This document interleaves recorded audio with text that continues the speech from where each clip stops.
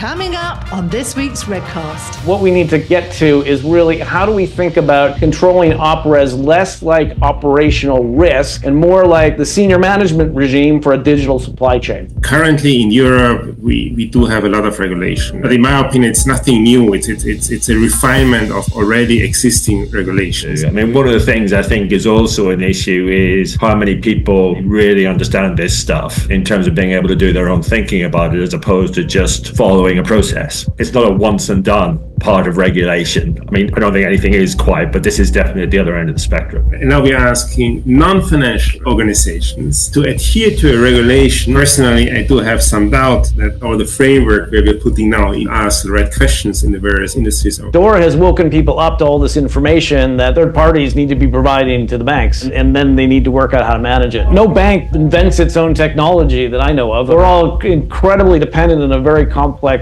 set of organizations. The challenge for us is to take this wake-up call and figure out what to do about it. Hi, I'm PJ Di Giammarino, CEO and founder of JWG, and I'm really excited to bring you this episode of RegCast. Here in Season 5, we've really been digging into how the system controls the risk of technology itself. In the last 3 episodes, we've really unpacked what this really means is getting your ship in better shape, having strategies about how to weather the storms, how to think about reorienting the risk controls really 180 degrees so you don't have all those second and third lines so far from the first, and really thinking about the legacy attitudes towards technology and the third parties. Today, we have a couple of very special guests, and we want to pivot to how this OpRes change really affects the risk framework itself. Some of these threats are pretty serious. In a recent ECB speech, one of the executive board members of the ECB pointed out the case of Amsterdam Trade Bank. Now, this bank failed in April 2022, not for liquidity or any kind of prudential risk concerns, and not because it was hacked. It was simply that because they had suppliers that were under sanction, their systems went dark. They couldn't run their bank anymore. So they basically were unable to manage risk. And really, this is just a most recent example of other cases starting even in 2012, where we've seen this pervasively across the system. So financial resilience alone is a necessary but not sufficient condition of actually managing risk. It's serious, and it is different than prudential risk management. And what we need to get to is really how do we think about controlling OpRes less like operational risk and more like the senior management regime for a digital supply chain. So without further ado, I want to introduce our colleagues that will be talking about what is the OpRes risk. Gavin, why don't you introduce yourself and welcome back. Oh, thanks, PJ. Hi, everyone. So I'm Gavin Stewart. I essentially have spent my career in regulation, originally with the Bank of England back in the late 80s, and then the Financial Services Authority and the Financial Conduct Authority. In the latter case, I was actually involved in this context in the setting up of the cross-market operational resilience group, so CMORG, I think it's catchily called, and Waking Shark 2 exercise and all of that. And then more recently, I've essentially been commentating on what's going on in the regulatory world, but essentially from the perspective of how do regulators deal with this and why do they behave the way they do. Thanks very much, Gavin. Alex. Yeah, hello, everyone. Alex Dorfman. I have a risk management, risk technology background, having been working for banks in Austria, Switzerland, Germany. For data providers, solution providers, have been working on exchanges and now, using my experience, and PJ, we know each other for a very long time, so I can say I have a long-lasting experience in the consultancy company, and then especially focusing, as I said, risk management, risk technology, and of course the related regulation, especially in Europe, but also looking into the US, APEC, and the UK. And welcome to both of you. I'm very glad we have a trans channel perspective on this, because they really are taking different views on what exactly is required for describing this risk. So let me transition into the first question, which is Europe has really been very prescriptive. I mean, it's come up with 20,000 pages worth of technical standards and very detailed controls that are required. I mean, to some extent, to me, this gold plates most of what else is happening around the world. Gavin, maybe starting on your side of the channel, would you agree that Europe has just really set the gold standard? I probably wouldn't phrase it quite like that, but I mean, broadly, yes. I mean, I think if you're in Europe, first of all, you've got 27 members. Arguably, the easiest way to agree on a common approach is actually to document it as closely as possible. And I think the other thing about it is you get to a kind of the highest possible form of consensus, which doesn't necessarily mean it's a gold standard as such, but it's the highest standard you can get everyone to agree on. So I think it's a really good place, but I think we'd be naive to think that the world isn't going to change over the next 10 years as everyone becomes more familiar with this, and possibly as some of the risks become sharper. Alex, you were around for the introduction of Basel II. Does this feel like we're sort of at that next level of thinking about risk management for technology? Good question. Good question, but honestly I don't think so. And the reason why I don't think that we are going into kind of a new Basel whatever regulation or Basel related regulation is that is currently in Europe we do have a lot of regulation and everything circles around these RTSs, regulatory technical standards. Yeah, but in my opinion, it's nothing new. It's a refinement of already existing regulations, and maybe you can say that Germany has been on the forefront of implementing regulations because German regulations always say you should have done this because you find this in MRISC, you find this in other regulations. You should have looked after the asset side, the liability side. You should have some processes around this. You should have your OpRes processes in place, including technical standards, IT systems, and so on and so forth. Yeah, but then again, as I said, maybe Germany is on the forefront. Other countries like France, Spain, for sure, Austria, whatever, haven't had this detail. I don't think that and it's really new, but it's just a refinement of already existing rules, regulations, ideas into the European standard of regulatory technical standards we find in other systems, and maybe trying to compare these regulations into one thing. I guess, Gavin, do you agree with that? Because you have been heavily involved with the senior management regime thinking, and it's something that's not on the continent. But when I read the way DORA gets written, there's a lot of accountability baked in that I don't necessarily think has been there in the past.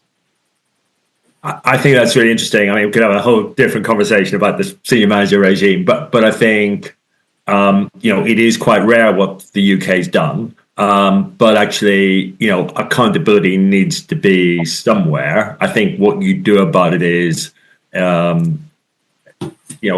different regimes operate. I think is still quite a broad church. I think if DORA's done that, then it might signal a bit of a sea change. But unless it comes through with genuine sort of action off the back of it, then I'm not sure how much difference it really makes. Yeah, I guess that, Alex, back to your point, there's plenty of regimes in Germany that have kind of nibbled away at this. There's a lot of tough talk, quite frankly, from the regulators about how everyone should take this seriously. Without a senior management regime, do you see it still being something that's on the senior management agenda? It is very much on the senior management agenda, yeah, because kind of we were jumping from OpRes, the question, yeah, to a specific question around DORA, yeah, and yes, it is on the senior management agenda, and it always has been on a senior management agenda, maybe in a different perspective, because as a senior management, as management board, you're responsible for your organization to run and to be financially stable. Yeah. And that includes, as I said before, IT systems, processes, resources, and whatever. Yeah. Now we need to be careful. At the beginning, you mentioned operational risk, which is a kind of financial institution linked regulation next to market and credit risk. Yeah. Let's say it's for banks, financial institutions, asset management firms, insurances. But DORA is much more. DORA wants to count for the financial stability of an entire ecosystem, for an entire environment, which includes corporates, smaller corporates. Yeah, they also need to follow DORA to some extent. It's not only so. Maybe that's that. DORA is not only for financial institutions. I mean, this is important. Yeah? So DORA is a European regulation. It of course covers banks. It of course covers insurance companies, but it also covers corporates and other organizations. Yeah? And all these organizations now need to have processes and whatever in standards in place to guarantee financial stability, and that wherever the financial stability of a firm is affected in a way that it can go bust or bankrupt, yeah, you need to have a plan B, so to say, yeah, to get out of this. Yeah? Now, I would say for banks, the senior management always had this on their agenda because it's written in the different banking acts. Whatever paragraph, but in all banking acts, you will find a paragraph saying you're responsible, that you're financially stable for banks and insurance companies. It's new for corporates. That's interesting. I mean, I agree. The extent of the coverage is huge. When you get a list of all people covered by the European acts, it's enormous. But I thought you were going to head to a different place, which was the third parties. Yeah. So it's the Ions, it's the Bloombergs, it's the Thomson Reuters, it's all the places you have worked in your past. Gavin, Europe went very prescriptive into thinking about how they control the risk of those kinds of suppliers. The UK didn't. It doesn't really go get lots of information and data about each of the suppliers and decide which ones are critical third parties and all that kind of stuff. How do you rationalize those two different perspectives, and is one of them better than the other? I think at this stage it's probably too soon to tell, and I suspect we'll talk about convergence a little bit later. I think from the UK point of view, they completely reckon things are important. I think they haven't necessarily settled on the right way to go about it, so they talk a lot about third-party providers. I think part of the other distinction, which we haven't touched on yet, but it's relevant to this, is where the balance will end up sitting between prevention and recovery. So the UK is certainly very exercised about, so they definitely have this idea that this will happen to almost everyone at some time. So part of the issue, a big part of the issue is how quickly do you get back up on your feet? So they're very much thinking about that as well as everything else. And I think they're just not, the technology will change, the nature of the challenge will alter slightly. You've got a conscious opponent out there. I think they're looking to see what solutions different firms come up with. And then I think over time you will get the bar being raised because they're able to compare and contrast between firm A, B, C, D, whatever, and see what, who's been really inventive and robust about this. And then those standards will start to kind of push up a little bit. And I think they've given themselves scope to do that. Obviously, they need to actually execute all this, but I think that's where their thinking is. Yeah, and so coming back to who has the gold standard, it could well be that the UK grabs that mantle. I don't think anyone has yet. I think we're in the foothills of this. I know that's your patented phrase, but we're in the foothills of the RegTech mountains still of DORA. Yeah, yeah. But I think that's a serious point because I mean, Alex, you deal with these firms that have these big long checklists of thousands of paragraphs where they're trying to work out, can we do these specific things? Do they recognize that the rest of the world's different and that these things may also fall into what they have to worry about with the global technology supply base? Interesting question. Personally, I don't think that the European regulator worries too much what other regulators are doing. Yeah. Simply coming from the point, maybe we do have a process for credit risk, so that the firm doesn't go bust or bank doesn't go bust. We have a process for market risk. Now we need to have a process for technology, for cyber resilience, and for all of these things. We need to put this into, as I said before, regulatory technical standards, and you need to follow these regulatory technical standards, which means you need to have a process in place if something goes wrong. That if you have outsourced any technology parts, that you can ramp up relatively quickly and do it by your own, so that you have a kind of business continuity behind it. Yeah. So that's the idea. Are they looking at other regulators? No, European regulators haven't looked at other regulators in the past. They have done their own thing. In your words, they have kind of tried to implement a gold standard. Other regulators try to follow to some extent. Sometimes no. I mean, it's like with MiFID 2, MiFID 1 and MiFID 2. MiFID 2, you can say it's a gold standard for investor protection regulation in Europe.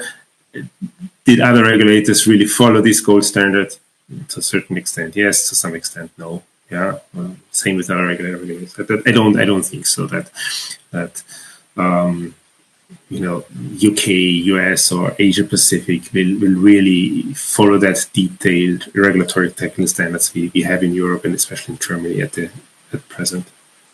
It becomes a real challenge for the technology suppliers, right? And I'm working with the market data community at the minute, and trying to go back to the mothership of a large data provider based out of New York and explain to them that they need to sign up to all these new technical clauses and the master agreement amendments and those kind of things are really hard. I guess from a supplier point of view, do you think this is enough of a push to get them to move globally? So good question. I don't know. Yeah. Let's take following example. You are a provider for a risk management software or for a clearing software, yeah, providing these services globally to your customers, and then you have a very, very strict regulation in one of your in Europe. Yeah. I think it will be ultimately hard as a global provider, to satisfy all of these things. The UK rules, US rules, European rules, which really go very, very detailed down to very detailed descriptions. Personally, I do not have a complete view on how you want to do that really. And then on the other side, if you rely from a risk management perspective, credit risk, ratings, maybe clearing on service providers, how do you ensure that your internal processes, if your provider fails to whatever failure means at that point, how quickly can you ramp up to have your internal processes doing all that stuff, all the ratings, all the calculations, all the data management things, maybe all the clearings, including the reporting and all the standards.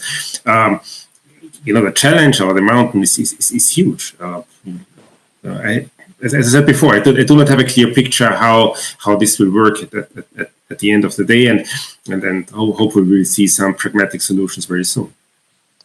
Yeah, Gavin, you referenced MiFID 2 as a period of time when we met. When I read MiFID 1, I looked at this outsourcing provision that was in the law that basically said, if I was the person that was in charge of giving the service to an outsourcer, I had to be able to bring it back. I had to be able to control everything about the service that was provided to the bank, which was a clear fallacy. It was never really going to stand the test of time with the way technology was evolving. How do you look back at sort of the lessons learned of what we tried to do about managing this very complex supply chain, and what has it meant to the thinking about the enforcement that we're getting to now?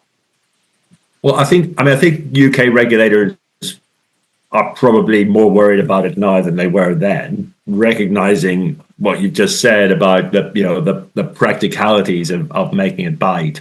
And I think that's one of the things about operational resilience, that actually they recognize those vulnerabilities. They're looking at how they can best get assurance at the robustness of that supply chain, both in terms of, prevention and, like, as I said before, if something does go wrong, how quickly are you going to get back up on your feet?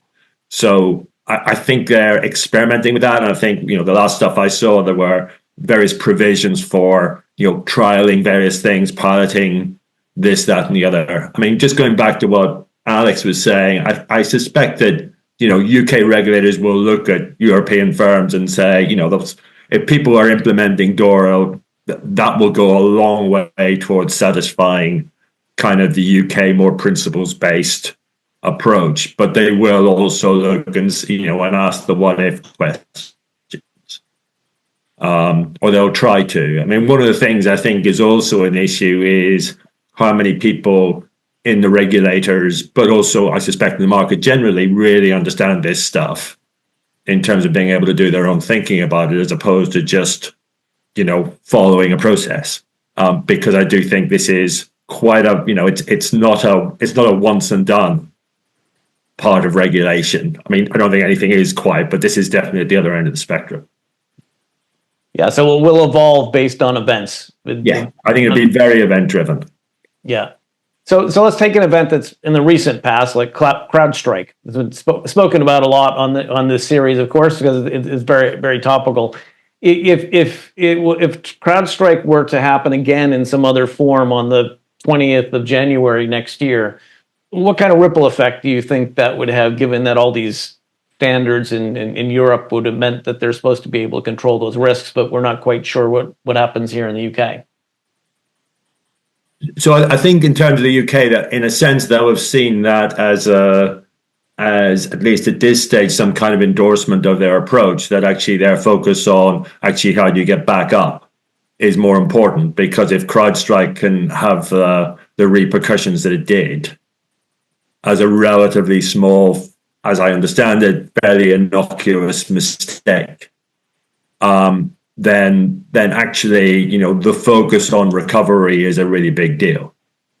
And I think that takes you into all sorts of, human behavior-based scenarios that I think it's quite hard for a rules-based regime to completely cover. You can, let's say you can get 80% of the way there, but there's always going to be this bit is slightly different. So it really is more like a conduct regime in that sense to you. Yeah, I mean, I think that's what, I mean, we've talked a little bit about principles and rules and the kind of prudential conduct balance here. But I think that, that there is the kind of, this bit is different from anything else, and the rules as such don't cover it. So I think one of the issues, and I think this is a broader question, but particularly with operational resilience, shouldn't necessarily be a regulation driven, program of reform, because actually it's as much, if not more, in firms' interests. I mean, the Venn diagram of commonality should be pretty tight on this. There's, insofar as firms have other incentives taking them away from what regulators would want on operational resilience, that doesn't seem to be the case to me. You spoke about Seymour. Do you want to give a sense about to what extent there is coordination around these tests and what's happening today?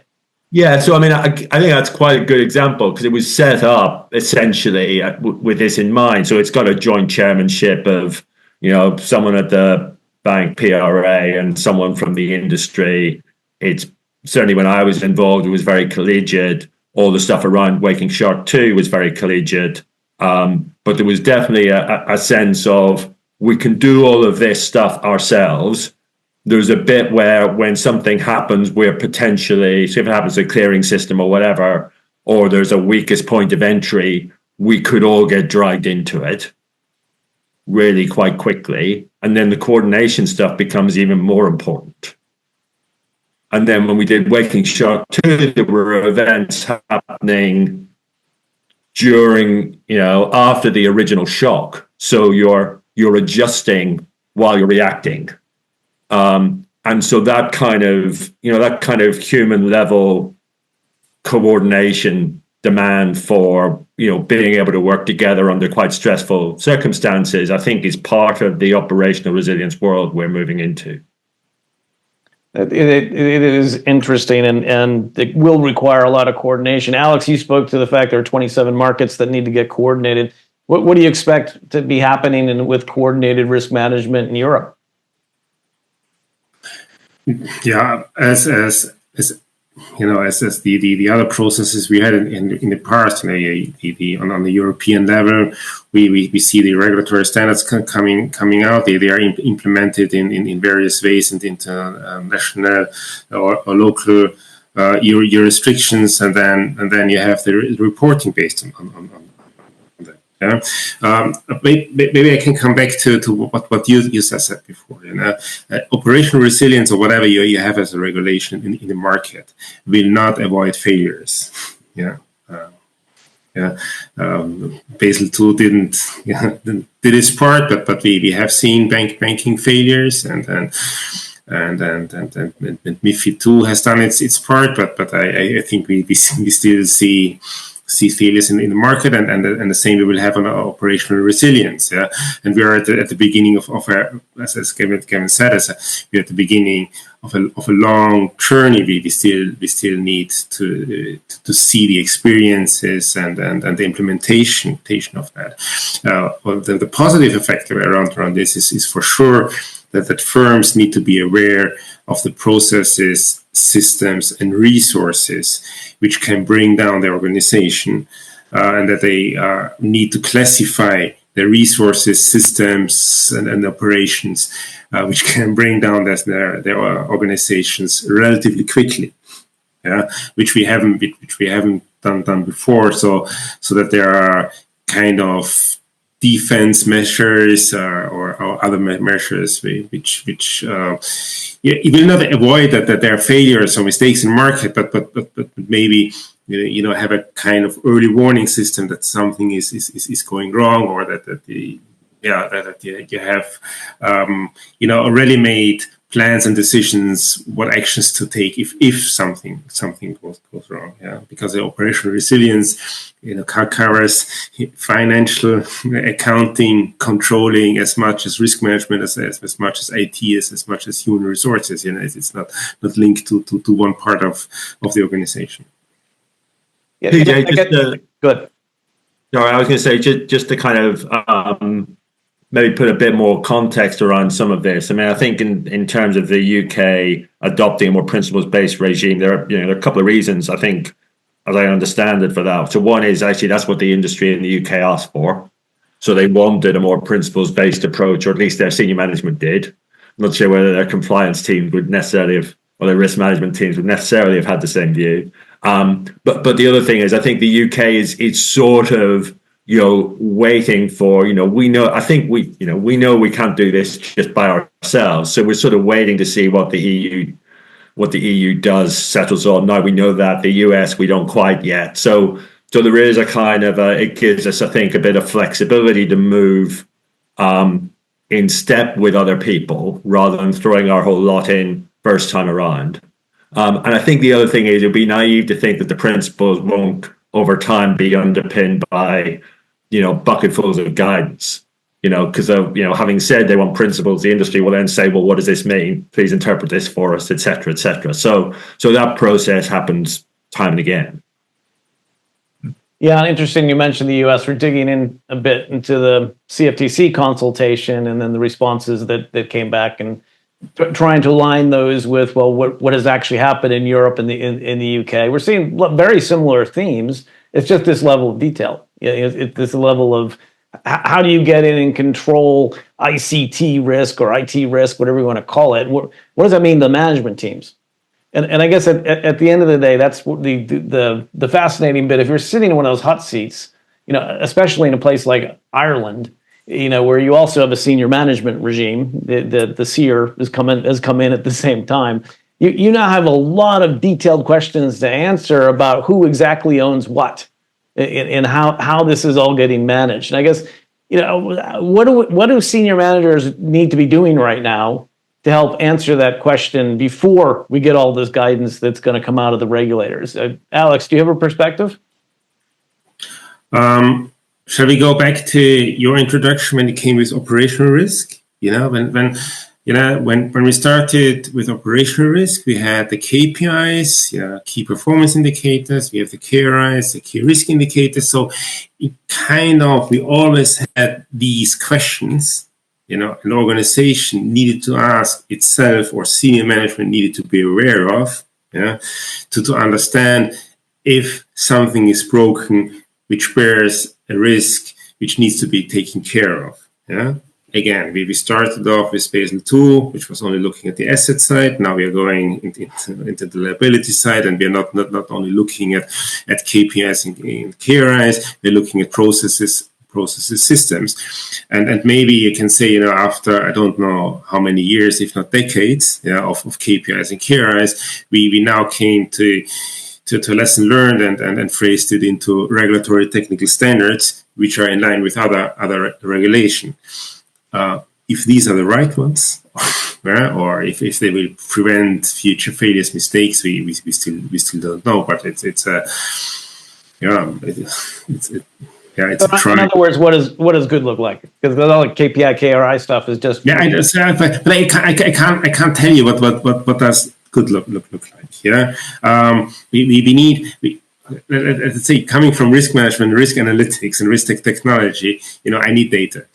We don't have the data now where we can benchmark against it and saying, this kind of data gave us the correct indication that processes are going wrong. Okay, so we don't have data. How are we going to get out in front of this? Gavin, what's your perspective from a UK point of view? Well, I think that is why I think this is really difficult, because we don't have enough sample size of what these things look like, and they don't all, by definition, they're not going to look the same as the last one. We're not going to, we don't want to be building the Maginot Line and then the whole thing takes on a different shape.